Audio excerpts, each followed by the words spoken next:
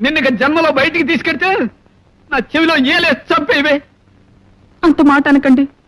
ఈల వేయటం నాకు మాత్రం ఇష్టమన్నా. ఏం చేయని చెప్పండి.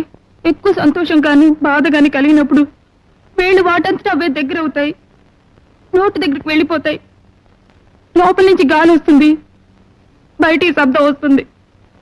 ఇవన్నీ నాకు తెలియకుండానే జరిగిపోతాయండి. నా వల్ల కాదే. ఏలేసే పెళ్ళాన్ని ఏలుకోలేను.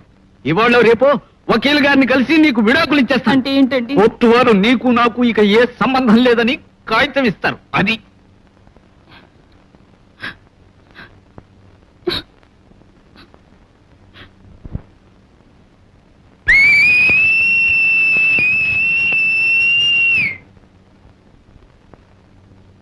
క్షమించండి, ఇది బాధ. ఇలా ఓసి నీ బాధ తగలయ్యా. అమ్మా అమ్మా, గుండెకి కింద పడ్డ అప్పడల్లా గుండె చితికిపోయింది కదమ్మా.